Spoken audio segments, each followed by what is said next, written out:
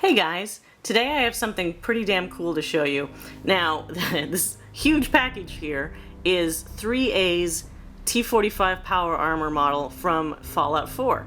Now, this is a 12-inch scale version, and it's got a ton of different pieces. And one of the cool things that they featured about this this figure or statue is that all the power armor pieces are removable, and you'll be able to see the default male character underneath the Soul Survivor.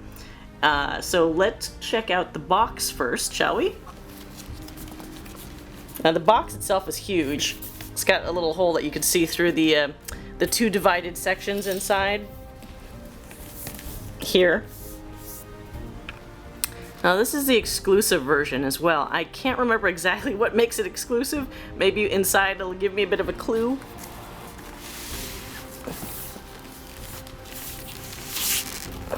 Okay, now it has two pieces here. And it looks like each part is the respective portion of the power armor. This is all the power armor pieces here. And this is the Soul Survivor and any additional pieces here. Now now I'm starting to remember, I believe the exclusive version has this machine gun attachment, the heavy gun. The modeling on the face looks pretty damn close to what he looks like when you first get your default Soul Survivor selection before you change his face up in the beginning of the game. It's got the undercarriage of the power armor. What looks to be some canisters here, maybe for like a jetpack, and the machine gun. A couple little extra elements here. There's the laser rifle, that handle that's in the back of the power armor that you usually have to unscrew to get into the power armor in the first place. The fun part is this second box of stuff. So you got the shoulders here. It looks to be the back, front. There's the arms. It's really cool because I believe they're magnetized pieces. I'm not sure. I guess we'll find out. The legs here as well. Okay. So now that we've looked at the boxes for these two, let's open them up, shall we? Starting with the Soul Survivor himself.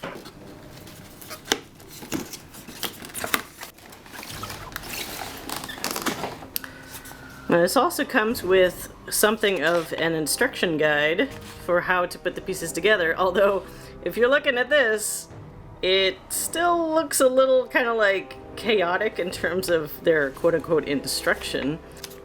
It also has this little thing here, which looks to be some kind of information about how to, I don't know if it's how to lock in the head. Unfortunately, it's literally just pictures and no text. So maybe there's a push button thing there that I'm not aware of just yet.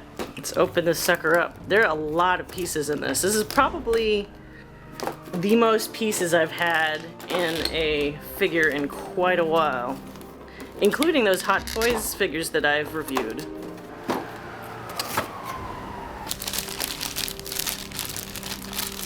Whoa, straight off the bat, there's like a super plastic smell, like really extreme plasticky, almost paint smell, which is weird. Okay, this guy is extremely detailed. I'm kind of amazed a little bit. He's got these snap pop joints. Looks like you can actually, yeah, you can get some decent range out of them. They're a bit noisy when they pop, but they work. Now what's neat, if you look at the details here, is that you can actually see his leg, which feels like it's some kind of pleather or like, you know, synthetic fabric, through the leg joint here on the power armor. So that's kind of a really nice detail. See his boot? Same thing with the other one. You can also see his hand holding this control here for the fist. So that's a nice little detail if you ever remove the power armor. I mean, more than likely, once you put the power armor pieces on, you're probably not going to take them off again, but if you did, this is a really cool thing to show off because the detail level on this is pretty crazy. face detail's really good. He also has that same material that's near the leg here for his collar, so that's really cool. Let's look at the back here. There's a lot of little metal pieces. They look like magnetized, potentially, pieces for the armor. More of that leg, which is neat. Now, I don't think you can remove this part to reveal the full leg, so it's kind of cheating you a little bit on that. Now here is the machine gun. It looks like it comes in two pieces unless it came apart in transport. The detail on this is pretty nice too, honestly. I mean, it is one whole piece, but it is extremely detailed. It's got the little handles here. There. It attaches together pretty easily. I'm not sure if it's magnets on here. I think it might be. That's neat. You have a close-up of the the laser rifle. I know I'm gonna get a lot of shit if I get that wrong. Looks great. I mean, the paint job on these is pretty good. I mean, I'm saying I mean too much. I was expecting it to be a little lackluster in terms of the paint, but it's got a nice little coat of fake grime, and overall it looks very realistic. So it's nice. Looks like a fusion core. And what's weird is there's this wheel here, but I thought there was a wheel also on the power arm itself, so I'm not sure if this is an additional one or if this is like a backup maybe. And then of course we have the like gas canister-y things or jetpack things on the back, whoops, with their own little pipelines. So now I'm gonna check out all the cool power armor pieces.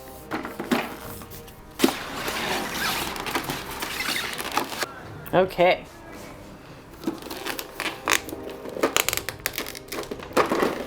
All right. There we have it. Let's go through each of these pieces.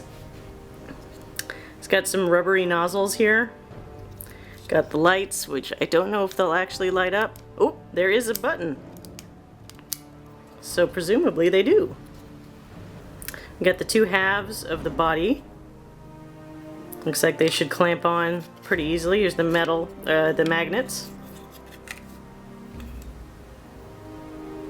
The interesting thing is, these are really nicely like spray painted. So each one of these pieces has the appropriate amount of like grime to make it look like it's like, you know, fake rust and scratches and that sort of thing. It's really pretty nice. Definitely looks like metal even though it's, you know, not. Can't forget the codpiece. And one thing that's really recognizable on each type of power armor obviously is the types of shoulder pads that they have. Now, as I mentioned, this instruction manual really has more pictures than word explanations, and when you open it up, it's got a lot of the same in terms of how to put all the individual pieces together. So I am going to be using this and all these other guides to figure out how to put this stuff together so that this guy here can become this guy here. Now, I'll give you a warning, this took fucking forever to put together. You notice it probably looks a little darker in the background. That's because time passed and the sun set while I was putting these pieces on. Now, there's a couple things that are really cool, but that they don't warn you ahead of time. This lights up, but it does require, which I happen to have, AGI batteries that if you had the Atlas and Peabody figures from 3A, they use the same batteries, so I just happen to have some of these on hand. Now, just so you know, this thing is a beast. Not only is it heavy, but it is really complicated once everything is put on together. They kinda, I wouldn't say they lied, because there's definitely pieces that have magnets, but it's only a few of them. These two shoulder pads have magnets, the front and the back have magnets. There's one other part on here that has magnets, but most of the arms and legs are connected snap pieces. And the problem with snap pieces I always find is that when you're posing them, they tend to like to separate while you're posing. So it's something you're going to want to be kind of careful of. The other thing I'm not nuts about in terms of snap together pieces is that this whole, this figure wants you to take pieces on and off because it comes with all this additional stuff that you can put on under the power armor. That previous mode that I showed you that has the undercarriage and all that stuff, it has a separate valve and tubes and gas canisters for that that version. So it encourages you to take pieces on and off. The problem is when they're snap together pieces, just think about it. For a lot of figures, the more you snap them on, snap them off, snap them on, snap them off, it increases the chances that those little tiny plastic pieces that are the snaps are gonna basically snap and break. So you'll want to be very careful with this, even though it looks like it can take quite a lot of abuse, which it can't. The head also pops off really easily to put the helmet on. The helmet also has the same kind of little nub in the base of it. The only thing that kind of bugs me about this whole setup that I always experience with a lot of figures, especially Hot Toys and stuff, is that I will end up with a lot of extra junk that I don't know where to put, because I don't want to necessarily hold on to a giant sized box that takes up a lot of room in my storage to keep all these little components in so I don't lose them or what. But that's the one downside of having so many options with customizing the look of your figure. But it is really cool that if you want to, you can revert back to the non-pieced version of this, where it's just the undercarriage and the valve and the pipes. The attention to detail is also pretty amazing, considering that all the fingers individually move. So you're really getting an action figure. I was gonna say action figure. Technically, it's an action figure, but it's way too big to be a normal action figure. You're getting a 12-inch figure that feels very, very polished, very detailed, very realistic. There's this thing right here, and it's quite a nice job.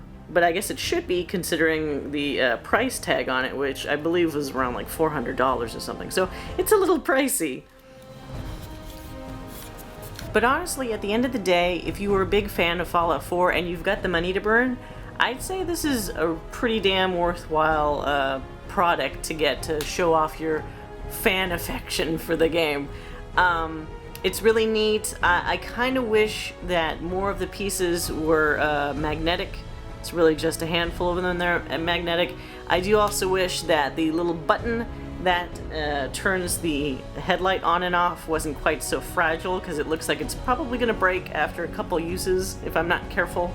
And also, I wish that this component here on the machine gun wouldn't snap off so easily. For some reason, this is not one whole piece. This part right here can break off for no reason. I thought it was broken initially, but it wasn't. But yeah, great figure, great detail, expensive price, but I give it 2 thumbs up. Thanks for watching, and see you in the wasteland.